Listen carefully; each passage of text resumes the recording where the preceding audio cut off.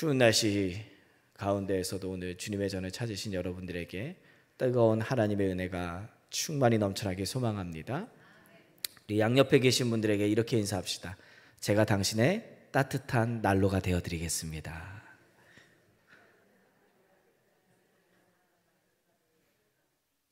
네, 저도 빛나지는 못해도 여러분들의 따뜻한 난로가 될 수 있도록 최선을 다하겠습니다.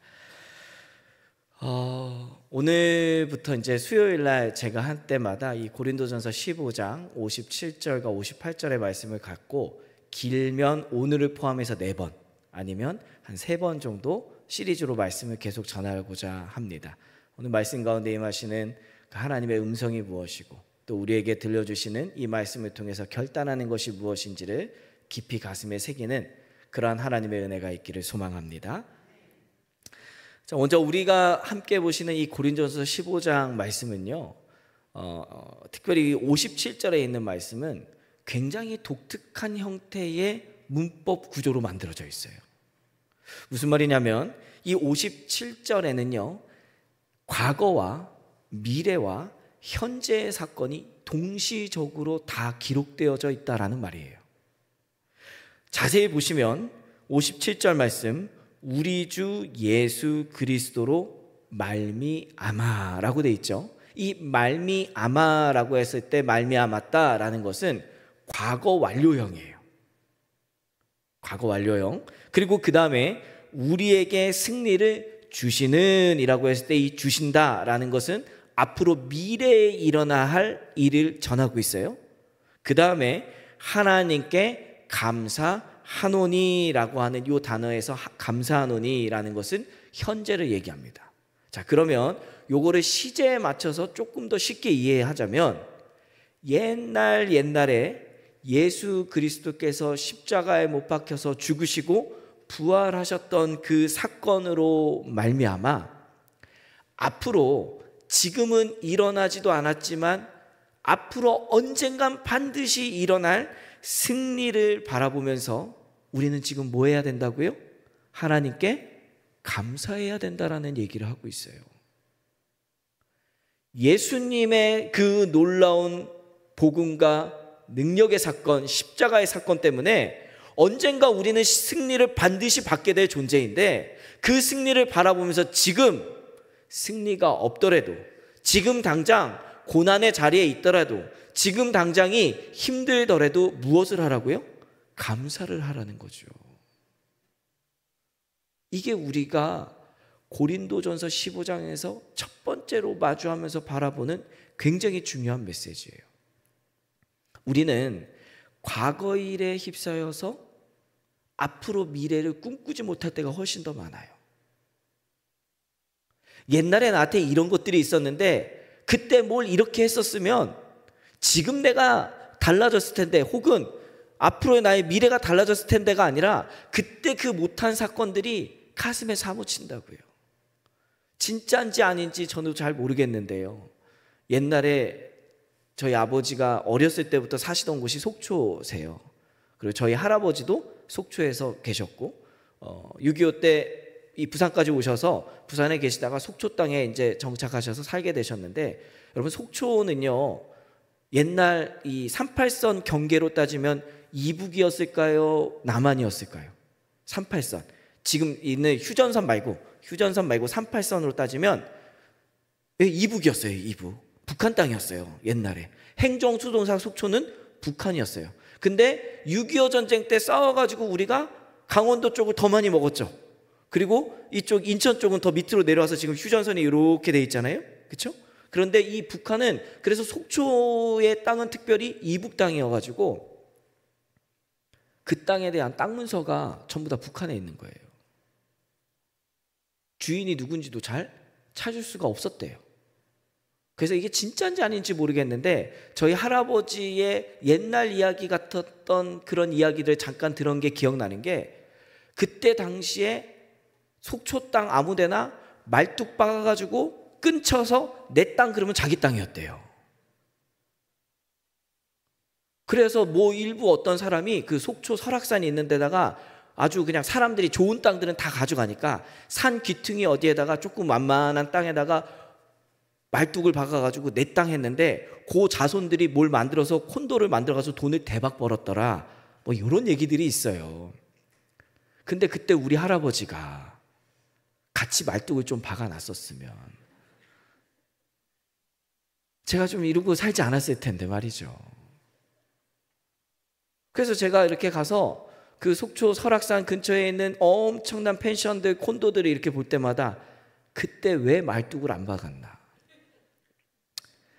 그래서 제가 아버지께 여쭤봤어요. 아니 할아버지가 왜 안 박으셨대요? 그랬더니 아버지가 너희 할아버지가 한학을 공부하신 분이라 체면이 있고 선비의 정신이 있어서 함부로 남의 것을 탐할 수가 없다고, 남들 다 말뚝 박을 때 안 박았다고 하시더라. 그러니까 체면이 좀 뭐라고. 대한민국에 땅 한 평 없어가지고 지금 이러고 살고 있는 사람도 있는데 그 과거의 사건에만 자꾸 휩싸이다 보면요, 그거 볼 때마다 다른 비전이 안 보이고 속초 가면 할아버지가 말뚝 안 받은 거, 이 생각만 계속 나요. 또 저희 아버님께서 82년도 3년도 제가 이제 수술 받기 직전, 그리고 수술 받고 난 다음에 뭔가를 열심히 개발하셔서 한국 교회 학교에 엄청난 획을 그은 사건이 있었어요.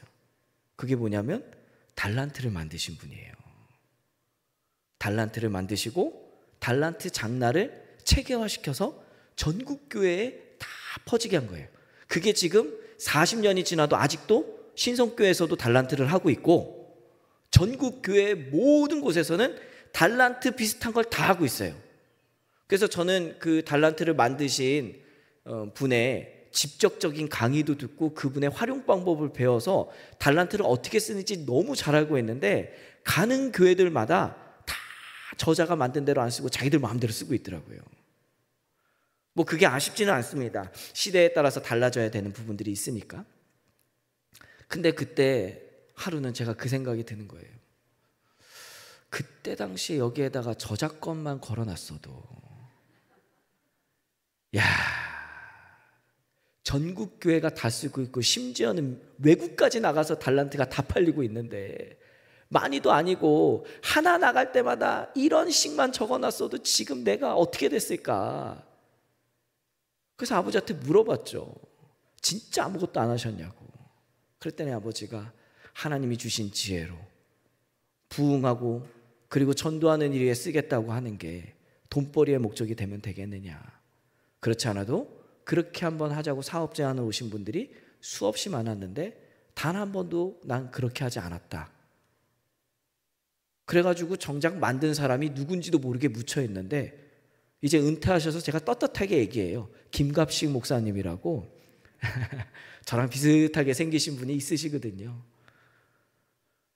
그 과거의 달란트를 볼 때마다 제가 문득문득 떠오르는데, 그때마다 그 마음들이 불긋불긋 솟아나오면서 그 안에 제가 푹 빠져 살면요, 미래도 보지 못하고 현재의 감사함은 하나도 없겠죠.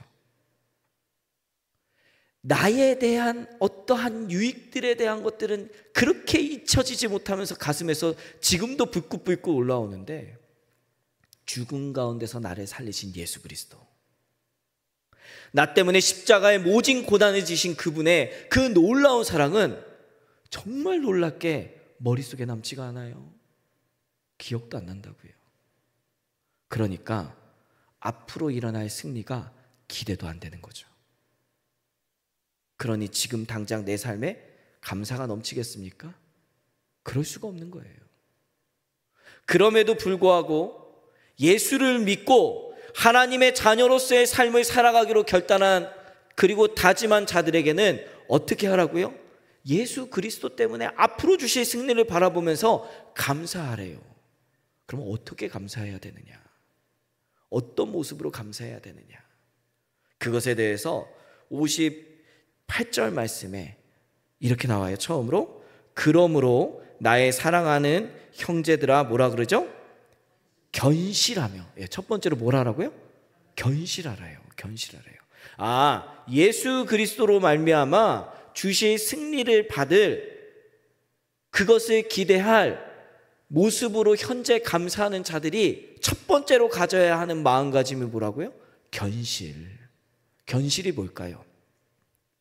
견실이 뭘까요? 말뜻 그대로 하면 견고하고 튼실하다라는 뜻이에요. 그래서 이 견실하다라는 것을 새 번역본에서는 굳게 서서라고 얘기하고 있고요. 새 한글 성경이라고 제가 전에도 한번 말씀드렸는데, 이제 새 번역본이 너무 조금 왜곡된 부분들이 있어서 이것을 현대인들에 맞춰서 새롭게 대한성서공회에서 번역된 성경책이 나왔어요. 새 한글 성경인데 읽으시면 정말 쉽게 이해가 될 수 있도록 잘 만들어졌고, 그 성경을 편찬하신 분이 전 장로의 신학대학교 구약학 교수셨던 박동현 교수님이라는 분이 책임 번역을 하셨는데, 이분은 독일에서도 알아주는 학자예요. 그분이 이렇게 전체를 관할하면서 만든데, 그 새 한글 성경 번역본은 이렇게 돼 있어요. 굳건하게 서서라고 돼 있어요. 굳건하게 서서. 그러니까 견실하다라는 게 뭐냐면 서 있다라는 거예요. 근데 어떻게 서 있냐? 아주 단단히, 아주 굳건하게 튼튼한 모습으로 서 있는 것이 견실이라는 거예요.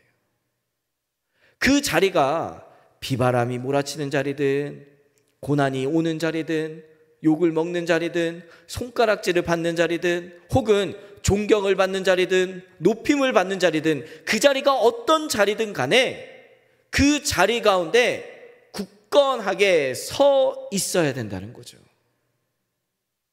그게 바로 견실하라는 거예요. 근데 이것의 단어의 원어적인 의미를 보면요, 어떤 의미가 더 담겨져 있냐면 외적인 영향력에서부터 그곳에 꿋꿋이 서 있어라 라는 뜻이 담겨져 있어요. 그러니까 예수 그리스도로 말미암아 승리를 주실 것을 바라보면서 감사하는 자는 외적으로 나에게 어떤 일이 있더라도 내가 있어야 할 그 자리 가운데 서 있어야 된다는 것이죠. 주일에는 어딜까요? 하나님의 전에. 오늘같이 수요일에는 주님의 전에 나와서 예배 드리는 거, 새벽에는 또 새벽 제단을 쌓는 일에 뿐만 아니라 내가 살아가는 삶의 자리들마다 그곳에서 내가 예수의 제자로, 하나님의 자녀로 복음에 미쳐 살아가는 삶의 모습으로 살아있고 서 있으라는 거예요. 근데 이게 쉬울까요? 안 쉬워요. 참 어렵습니다. 우리 집에 큰딸 아이가 하나 있는데 요 녀석 생일이 1월 1일이에요. 그래가지고 그냥 꽉 채워서 한 해를 보내는 아이입니다. 하여튼 송구영신 예배가 지나면 그때부터 남들은 뭐 윤석열 라인이 무슨 뭔 만 나인이 뭔 나인 다 해도 얘는 그때부터 그냥 자기 나이가 만 나이고 만 나이가 그 나이가 되는 아이예요.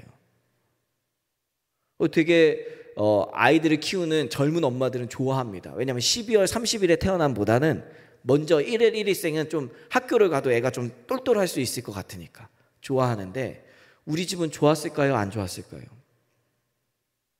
일단 아버지가 뭐 하신다 그러셨죠? 목회하시죠. 자, 그러면 여러분 생각해 봅시다. 12월 31일 날 교회에서 뭐 해요? 송구영신 예배. 그러면 1월 1일 날 만약에 새벽 2시쯤에 태어난다 그러면 어떤 일이 생겼을까요? 저기 지금 앉아있긴 한데 집사람 혼자 애 놓고 알아서 그냥 몸조리 해야 되는 상황인 거예요. 시댁 식구가 아무도 못와. 아버지는 설교하셔야 되고 어머니는 송구영신 예배인데 같이 새해 인사드려야 되고, 그럼 남편인 나는 내 교회 가서 사역해야지. 그래서 1월 1일 날 아이가 태어난다는 게 저희에게는 그렇게 좋은 일만은 아니었습니다.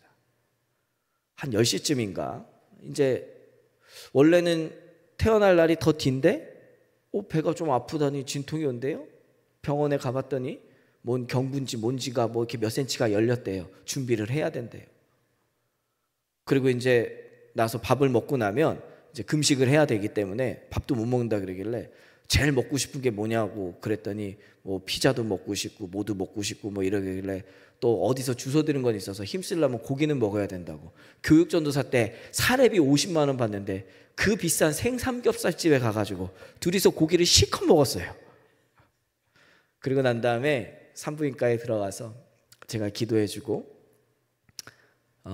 혹시라도 상황이 전개되더라도 애기 잘 낳아라, 나는 간다,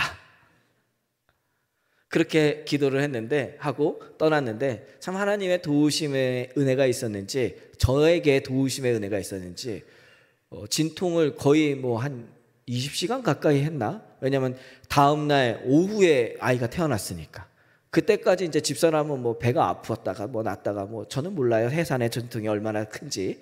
어찌됐든 간에 저에게는 참 유익하게 낮잠 잘 거 다 자고 애 받을 수 있게 하나님이 인도해 주셔서 첫 아이가 그렇게 태어났습니다. 얼마나 귀하고 좋든지 하나님의 감사가 있는데, 병원에서 저희는 이렇게 모자 동반실인가 뭐 이런 데를 신청을 했어요. 거기가 뭐냐면은 애가 태어나면 애기하고 엄마가 분리되는 게 아니라 같이 있으면서 엄마 모유도 먹이고 함께 이렇게 생활하는데, 우리 애는 잘 안 와요. 다른 방들은 가면 애 소리가 많이 들리는데, 애기 울음소리가 들리는데 우리 방은 안 와. 그래서 물어봤어요. 왜 안 오냐 그랬더니 아이가 좀 태어났는데 황달기도 있고 뭐 좀 있고 뭐 이래서 그런 거 검사하고 체크하냐고 좀 늦어요. 첫 애니까 그러려니 했죠. 하루가 지났는데도 한두 번밖에 안 오고, 이틀이 지났는데도 동일하고, 3일이 지났는데도 비슷해요. 간호사를 불러서 무슨 일이 있냐니까 약간씩 태열이 있어서 열이 좀 있고 이래서 안전하게 하기 위해서 안 오겠다. 그래서 그냥 그러려니 하고 있었죠. 그리고 며칠이 지났나 주일이 되었습니다. 저는 당연히 주일이면 교회를 가요. 집사람 혼자 있고 당연히 혼자 있을 수밖에 없죠. 뭐 시어머니가 또 교회를 가셔야 되고. 그래서 이제 병원에 이렇게 있는데, 저희 집의 원칙 중에 하나가요, 주일날은 죽는 일 빼고 전화하면 안 돼요. 누구한테? 목회자들한테. 저하고 아버지한테는 어떤 일이 있어도 집에서 연락을 하면 안 돼요. 왜냐하면 목회를 하는데 집안일에 안 좋거나 뭐 이런 일들이 들으면 영향을 받을까 봐 전화를 하면 돼. 그 원칙 때문에요, 제가 초등학교 3학년 때, 국민학교 3학년이니까 10살, 9살 이때 됐을 때 배가 아픈데 아프다는 말을 못하고 얘기하면 혼날까 봐. 왜냐면 뭐 아프다는 얘기도 하면 혼나니까, 아버지한테 혼나니까. 그 말도 못하고 혼자 배 웅크리고 자꾸 아동부실에서 예배드리다가 졸도를 했어요. 그래서 병원 가봤더니 맹장이래요. 근데 심장 수술 받은 이력 때문에 아무 데서도 수술을 못 해준대요. 그래서 동네 병원 갔다가, 동네에서 조금 큰 병원 갔다가, 고대 병원 갔다가, 연대 세브란스도 갔다가, 결국 돌고 서울대 가가지고 아침에 9시쯤에 졸도한 애가 밤에 11시 넘어가지고 수술을 했어요. 그래서 뭐 이게 조금 터져가지고 뭐 굉장히 어려웠던 시간들도 있었는데, 그만큼 우리 집은 목회자들의 목회에 대해서는 철저한 그런 원칙들이 있습니다. 그래서 저도 그렇게 갔는데, 주일날 한 2시 20분쯤 휴대폰을 딱 보니까 저희 집사람한테 부재중 전화가 한 2-3통이 찍혀 있는 거예요. 그래서 속으로 그랬죠. 아직 사모 교육을 덜 받았구만. 아니 1년 동안 어머니랑 같이 살면서 주일날은 어떤 일이 있어도 전화하면 안 된다고 그렇게 이르고 교육을 받았을 텐데, 다 떨어져 있고 혼자 있으니까 또 우울한 마음에 전화했는데 요 정신을 못 차리네. 그리고 전화를 안 했습니다. 조금 기다리고 있는데요, 전화가 한 통이 또 와요. 근데 뭐 얘기를 하냐고 못 받았는데 다시 보니까 저희 어머니한테 전화가 와 있더라고요. 근데 순간 좀 쎄한 거예요. 어머니는 누구보다도 이 상황을 잘 알고 계시거든요. 그래서 어머니께 전화를 걸었죠. 그랬더니 태어난 지 5일밖에 안 된 아이가 열이 40도가 계속 넘고, 해열제를 아무리 넣어도 열이 안 떨어지고, 온몸에 발진 같은 게 굉장히 심하게 나는 상황들이 발생이 돼서 이 아이를 데리고 지금 소아 중환자실이 있는 병원으로 가고 있다라는 거예요. 그리고 빨리 와서 네가 좀 와줬으면 좋겠다고 얘기를 하시더라고요.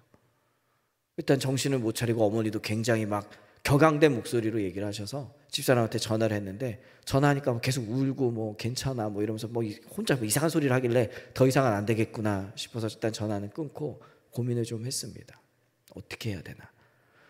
조금 더 고민하고 있는데 저희 어머니한테 전화가 와요. 너 빨리 와야 되겠다. 태어나서 출생신고가 안 된 아이이기 때문에 의료 행위를 하기 위해서는 반드시 친부모가 있어야지만이 된다는 거예요. 얘가 출생신고가 되면 그냥 조모, 할아버지, 할머니가 있어도 얘를 수술을 하든지 뭘 하든지 동의서를 쓰면 되는데, 얘가 태어나서 출생신고가 안 되니까 반드시 내가 없으면 안 된다라는 확인서를 받아야 되는데, 집사람은 그때 당시 뭐 수술하고 움직이기가 굉장히 어려운 상황이고, 뭐 자연분만 할 때 진통을 그렇게 오랫동안 있었으니까 제가 가긴 가야 되는데 이거 지금 어떻게 해야 되나 시간이 막막한데, 시계를 딱 보니까 2시 40분? 50분이 가까이 가는 시간이었어요. 근데 여러분, 그런 상황쯤 오면 기도해야 된다고 우리 듣고 알고 있잖아요. 기도가 나올까요? 뻥이에요. 안 나와요. 진짜 애가 죽을 수도 있겠다라는 삶의 엄청난 두려움이 팍 다가오잖아요. 입에서 잇 한 방울이 안 떨어져요. 아무 생각도 안 나요.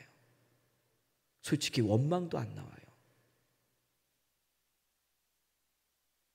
어떻게 해야 될까 고민하고 생각하다가 어머니가 한 번 더 전화해서 그래도 담임 목사님께 얘기를 해봐라.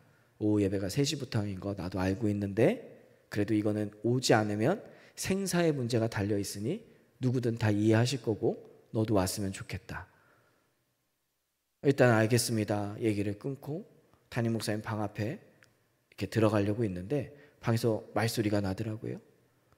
그래서 보니까 누구하고 얘기하시는 것 같아요. 그 앞에 보니까 권사님이 계시길래 무슨 일이시냐 그랬더니 어느 분이 오셨는데 목사님이랑 얘기하고 계신데 곧 나오실 테니까 조금만 기다리세요 그러시더라고요. 그리고 그 자리에 앉아 있는데요, 한 4분에서 5분 앉아 있는데 와, 별놈의 생각이 다 드는 거예요. 혹시라도 이렇게 해서 가더라도 애가 죽으면 집사람하고 같이 살 수 있겠나? 나야 살겠는데 저 사람이 날 보면서 어떤 생각이 들까? 우리에게 다가오는 이 큰 아픔을 어떻게 이겨내야 될까? 하나님이 고쳐주실 거야 라는 확신은 하나도 안 되고요, 그 앞에서 머리가 복잡하게 막 흔들리는 거예요. 근데 여러분, 그 와중에 제 머릿속을 스치는 아주 짧은 한 스토리 같은 이야기가 훅 하고 지나갔어요. 1986년도 8월 3일이에요. 그때 굉장히 더운 여름날이었고 86년도 아마 우리 권사님, 집사님들 머릿속엔 다 있으실 텐데요, 대한민국에서 8월 3일 하면 최고의 휴가 피크 일정이죠. 지금도 그렇고요. 그때 83년도, 6년도 이때만 해도 대한민국에서 휴가 가는, 바닷가로 휴가 가는 데는요 3군데밖에 없었어요. 어디일까요? 하나는 부산 해운대, 그 다음에 저쪽 서쪽으로 하면 대천 해수욕장, 그죠? 그리고 속초. 요 3군데가 있는데 저희 집이 속초라고 얘기했잖아요. 근데 그날 주일날인데 새벽에 저희 집엔 전화도 없었고요. 그때 주인집으로 전화가 온 것 같아요.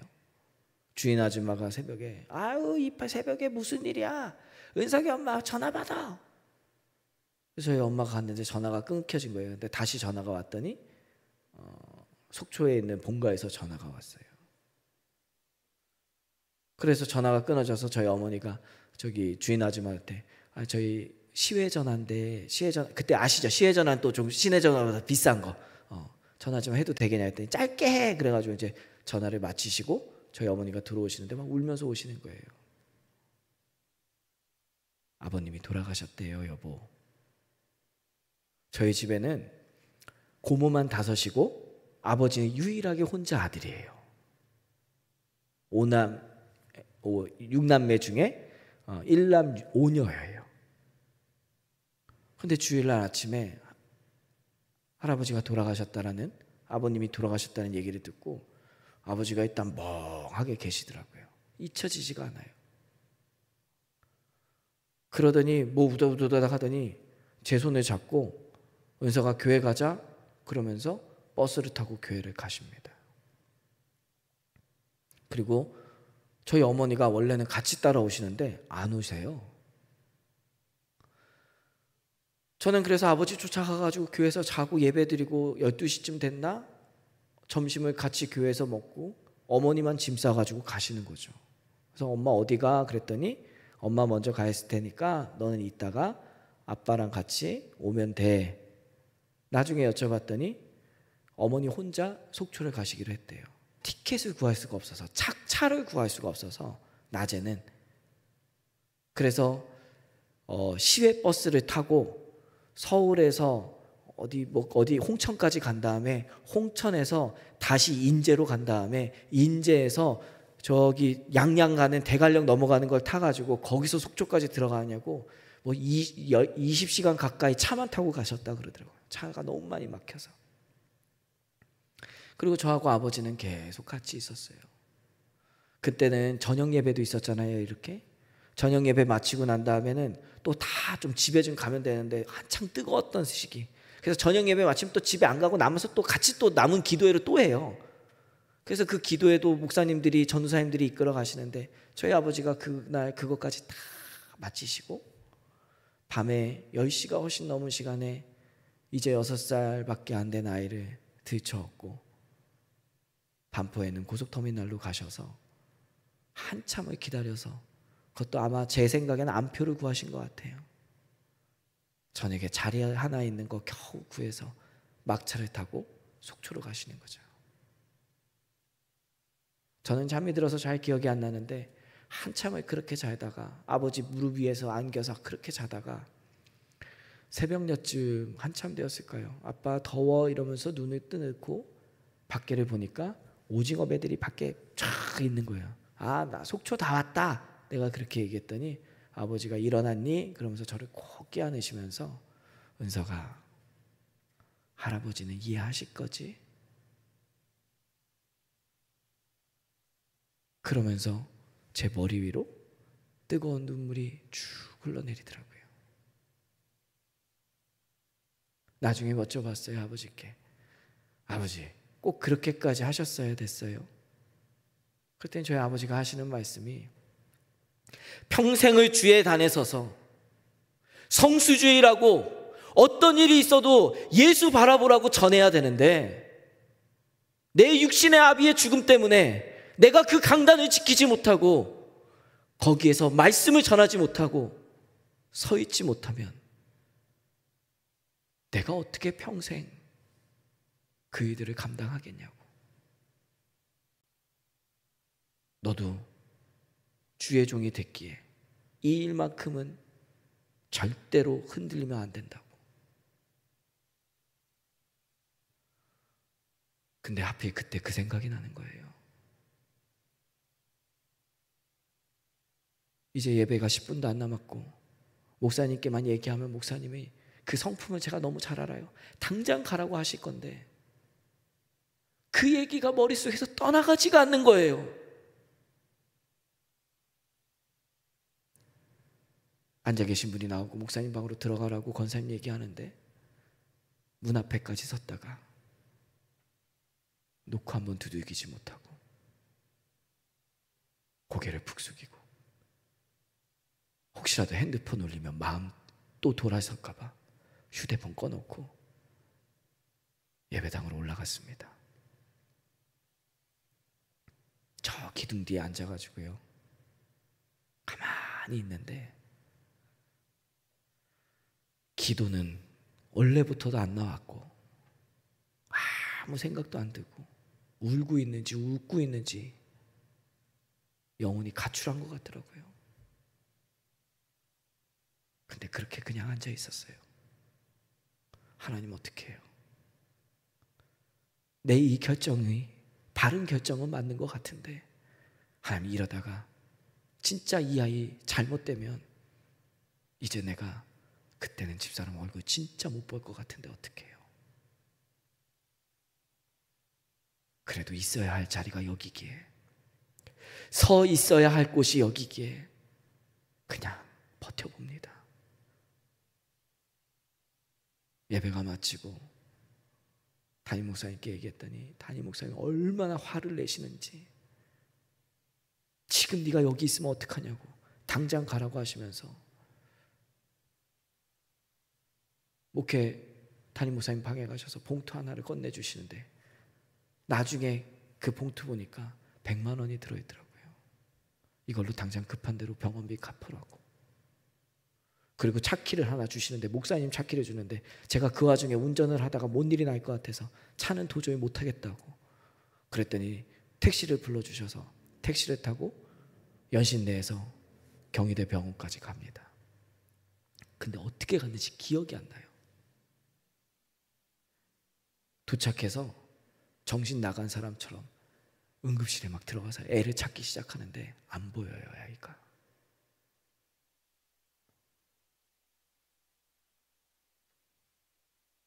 가슴이 철렁 내려앉더라고요. 그래서 반 눈물 범벅으로 이러고 있는데 저쪽에 간호사 한 분이 오시더니 혹시 장현선 아이의, 김은석 장현선 아이를 찾고 계시냐고. 근데 너무 차분하게 얘기하니까 큰일 난 줄 알았죠. 근데 그날 그 진료를 받은 선생님 한 분이 원래는 친부모의 사인이 없으면 아이를 치료할 수가 없는데 어머니가 저의 상황들을 얘기했더니 그분이 모든 책임을 지겠다고 하면서 지금 우리 집 딸아이를 중환자실까지 보내서 치료를 받게 하신 거예요.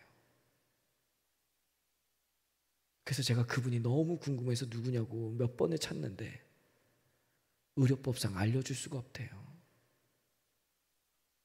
이름도 모르는, 얼굴도 한 번 본 적 없는 그 당직 선생님의 결정이 아이의 삶을 인도해 주셨는데 이 모든 과정이 하나님이 하신 거라 믿습니다.